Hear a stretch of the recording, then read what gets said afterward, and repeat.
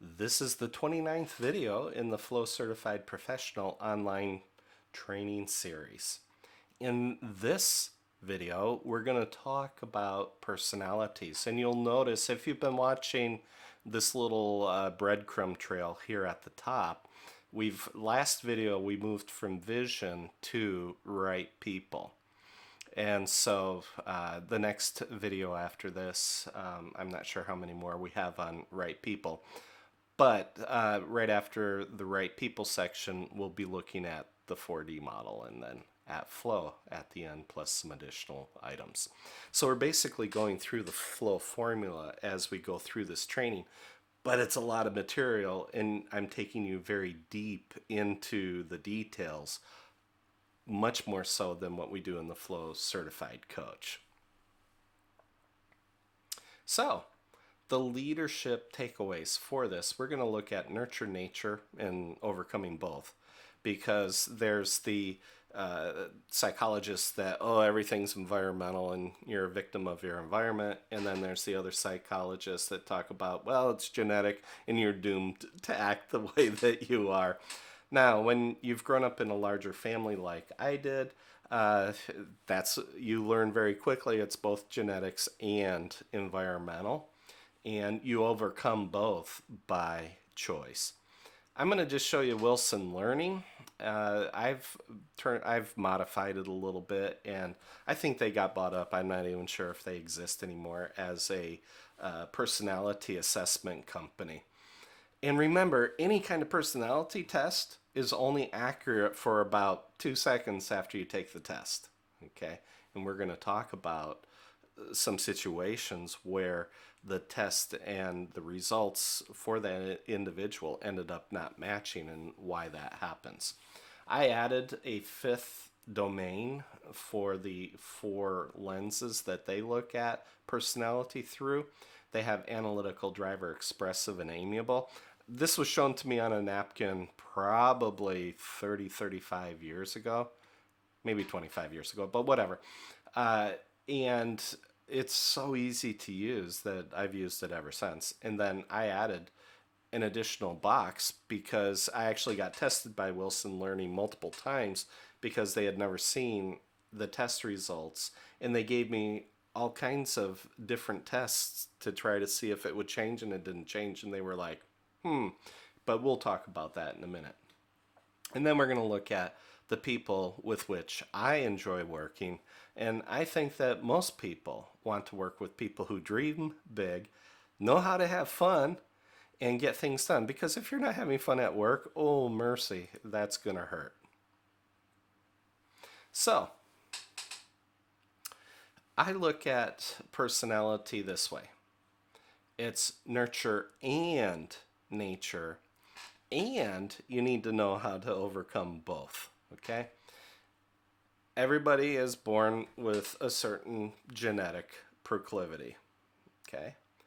And if you've ever held a baby in your arms, and many babies in your arms, you can tell almost from the start, each one has a slightly different personality. Are they small little people? Yeah. Do they have a different way that they communicate? Oh, yeah. And they learn quickly. A 6-month-old already knows how to get his parents out of bed in the middle of the night and react. Okay? And so we have genetics, and we are all, every last one of us, victims of our environment. Okay? And maybe I shouldn't use the word victim. Maybe we're all products, results of our environment. Because in one of the books, let's see, I think it might have been Outliers by Malcolm Gladwell, he talked about, or in one of his books, he talked about how long it takes to take a national culture out of an individual or a family line. He went back and did some research on how many generations it takes to erase the original culture. My dad was pure Finn Swede, so he was Swedish-speaking Finn, and although he was born in the Bronx in the U.S., he also lived in Finland on a number of occasions, on and off, from when he was born up until, or just after he was born, up until he was about 12 years old. And so, even later in life, my mom was still, who was very good in the English language, she was correcting dad's Swedish word order. And there were other, oh, shall I call it, idiosyncrasies that my dad had. And it wasn't until I had lived over here. I live in Finland and I grew up in the States, but I've lived over here 21, 22 years total of my entire life, maybe more now. I haven't added it up lately, but it's well over 2 decades I've lived over here. And it was during that time that I started to understand my dad extremely well, why he was the way he was, because I started seeing his behavior in the relatives over here. And I'm like going, oh, that's why he did that. Or, oh, that's why he behaved that way in that kind of situation. And so I think it gave me a better insight into how my dad was as an individual. And I really, we all love our parents. And it's just interesting that he was first generation American. So it was almost a dual citizen. And I am a dual citizen. I'm both an American and Finnish citizen. And so I'm a product of the environments in which I've lived. There's no escaping that. I've learned to speak Swedish. And so that has helped me even understand my dad even better. Because even though he had lost the language for the most part as he got older, because he didn't use the language again from when he was like 12 until he was almost 52, when he taught some courses in Sweden, visited the relatives in Finland, and all of a sudden all his Swedish came back. And so, and even then, there was a lot of German thrown in. And so the relatives were sort of like, they can all probably mostly speak German, at least the older ones. And so, but they were able to understand his Swedish. In the end, you can choose to overcome your genetics and you can choose to overcome your environment. There's that guy that doesn't have any arms or legs, that's the motivational speaker. And you can see those on YouTube. And his motivational speeches are awesome because he overcame his genetics. He was born that way. And he overcame his environment because our environment's not set up really to be the best for a person with that type of physical limitation.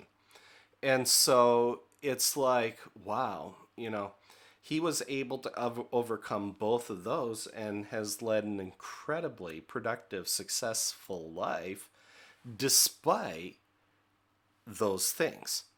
And he did that by choosing to overcome. And there's, all these rag to riches stories. That's people choosing to overcome. Hey, I was born into poverty. I overcame that. Or I had a family that nobody went to the university or to college, and I was the first one, for example. That's not my family, but other families.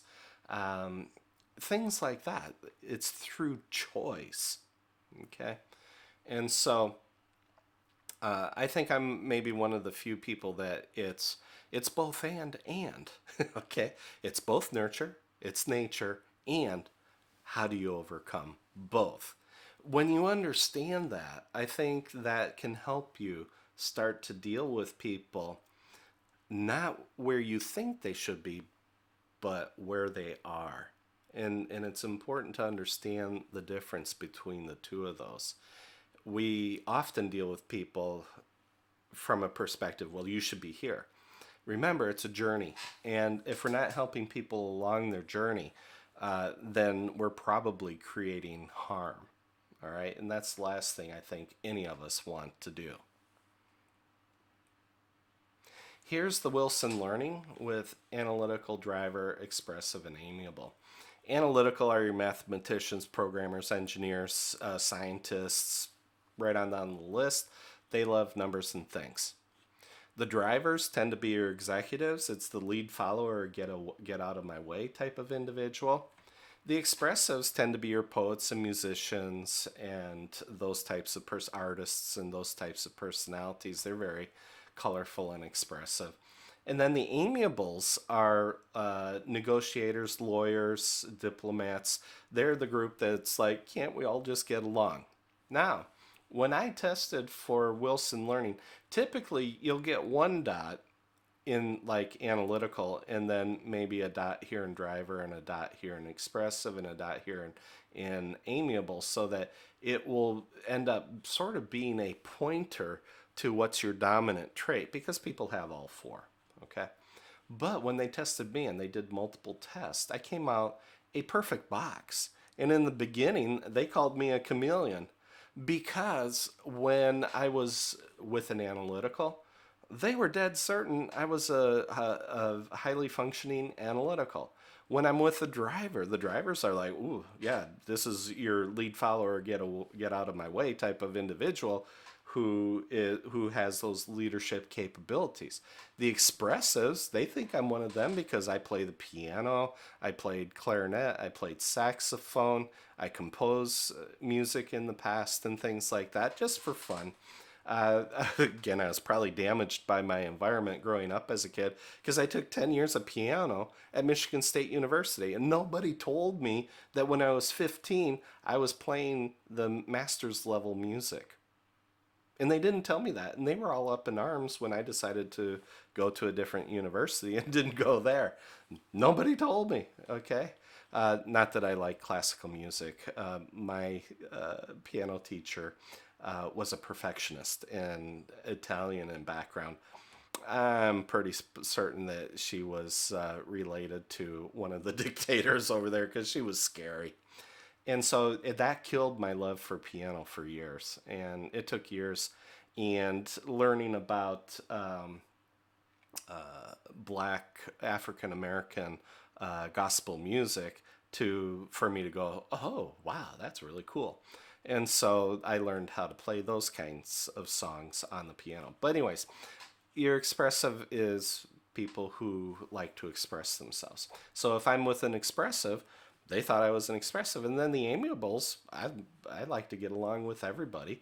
And so I would reflect and mirror the person that I was with. So they said, oh, you're a chameleon. That's the best description that we've had, because they never seen anyone who had scored the test so well that they came out a perfect square. Because they thought I was cheating, they tested me multiple times, and the test got harder, and it still came out a square. And they're just like, oh, okay, we've never seen this before.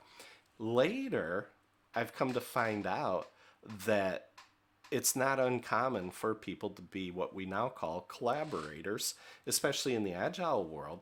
A collaborator will mirror all of the other four major areas, and that's why a collaborator is able to work with people and help the teams work together and get everybody moving the right direction and loving it.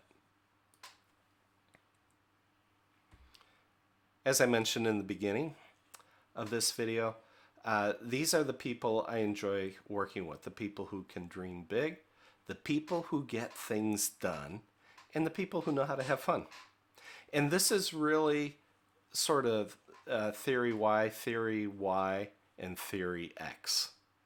Because it's going to go back to theory X is, you have to manage the hard work and get it done. And so I'm twisting theory X a little bit here. Theory X is how you get the hard work done. Theory Y is how you lead and inspire. You lead and inspire by dreaming big and having fun. But at the same time, you have to balance that, and there's hard work that has to get done at the team level.